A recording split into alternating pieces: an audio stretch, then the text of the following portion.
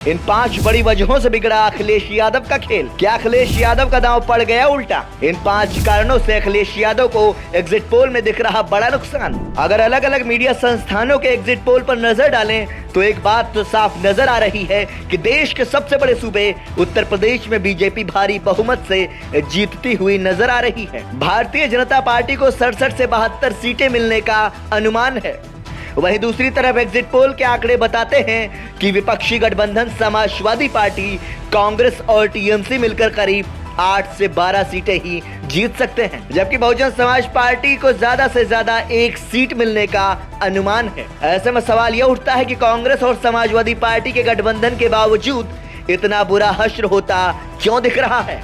ऐसी कौन सी कमियां रह गई जो इंडिया ब्लॉक के लिए भारी पड़ गई हैं? अखिलेश यादव और राहुल गांधी जिस कॉन्फिडेंस से अपने जीत के दावे कर रहे थे, आखिर वो एग्जिट पोल में क्यों नहीं दिख रहे? दरअसल अभी 3 दिन पहले ही राहुल गांधी के साथ वाराणसी पहुंचे अखिलेश यादव ने यहां तक कह दिया कि वो पीएम मोदी की सीट वाराणसी पर भी कांटे की टक्कर में है। उन्होंने कहा था कि जनता का गुस्सा 7वें आसमान पर है। यूपी का चुनाव ऐसा चुनाव हो गया है कि भाजपा भी अब क्योटो हारने जा रही है।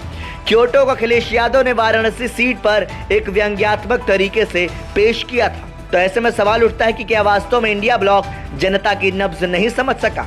तो आइए देखते हैं कि वो कौन से कारण रहे जिसके चलते समाजवादी पार्टी का ये हाल होता नजर आ रहा है। राम मंदिर मुद्दे की गहराई समझ नहीं सके अखिलेश यादव। इसमें कोई दो राय नहीं हो सकता है कि उत्तर प्रदेश में राम मंदिर का मुद्दा बहुत बड़ा था।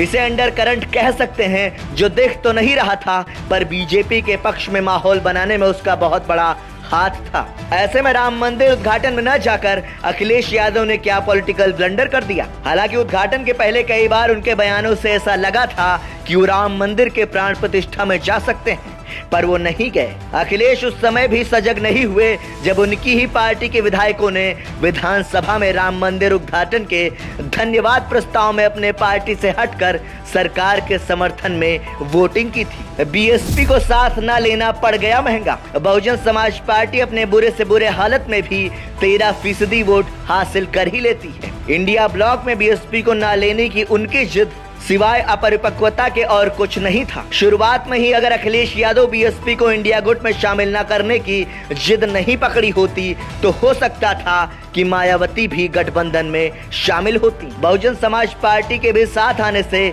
बीजेपी और कमजोर होती। पश्चिमी यूपी से लेकर पूर्वी यूपी तक की कई सीटें ऐसी थी जहां इंडिया गठबंधन के साथ होती तो परिणाम कुछ और ही होता। संयुक्त रैलियां बहुत देर से और कम हुई। राहुल गांधी और अखिलेश यादव साथ तो आ गए पर आम जनता के सामने दिखाई नहीं दिए। एक तो बहुत दिनों तक समझौता नहीं हुआ, दूसरा जब समझौता और सीट शेयरिंग पर सहमति बनी तो भी जनता के सामने आने में बहुत देर हो गई।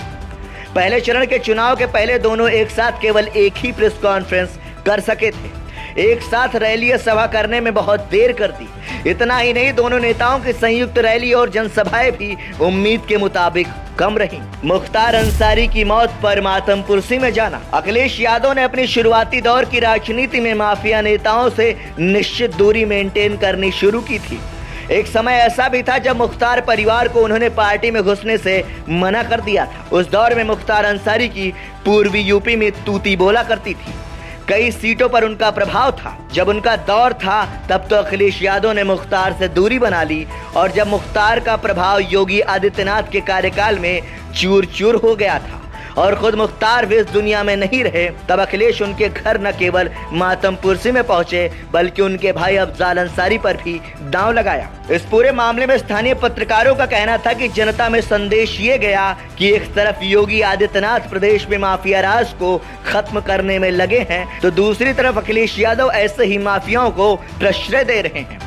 यही नहीं, मुख्तार की मौत पर समाजवादी पार्टी की आईटी सेल ने उन्हें शहीद बनाने में कोई कसर नहीं छोड़ी थी। सहयोगियों की बेवफाई, चाहे जो कारण हो, अखिलेश यादव के साथी ऐन मौके पर उनका साथ छोड़ते गए। आरएलडी के जयंत चौधरी ने पहले ही सपा से नाता तोड़ लिया था। लेकिन जिनके लिए अखिलेश यादव ने बहुत कुछ किया, वे नजदीकी लोग भी उनको जरूरत के समय छोड़ गए। अपना दल कमेरावादी की नेता पल्लवी पटेल को उन्होंने अपनी पार्टी के सिंबल पर विधायक बनाया, पर राज्यसभा चुनावों के समय छोटी सी बात पर नाराज होकर वो साथ छोड़कर चली गई। वहीं स्वामी प्रसाद मौर्य को तवज्जो देने के बावजूद ऐन चुनाव के मौके पर उन्होंने साथ छोड़ दिया, जबकि स्वामी प्रसाद मौर्य के चलते कई बार अखिलेश यादव को अपनी पार्टी के वरिष्ठ नेताओं से नाराजगी तक झेलनी पड़ी।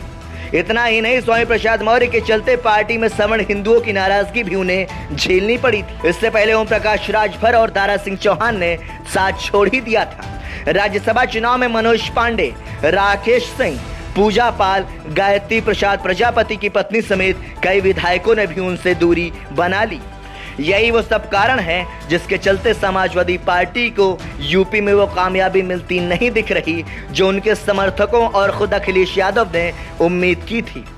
हालांकि परिणाम 4 जून को आने हैं, ये महज एग्जिट पोल है, लेकिन जिस तरीके से जनता का मूड इस चुनावी एग्जिट पोल में दिखा है, वो कहीं ना कहीं अखिलेश यादव के राजनीतिक परिपक्वता पर सवाल जरूर खड़ा करता नजर आ रहा है।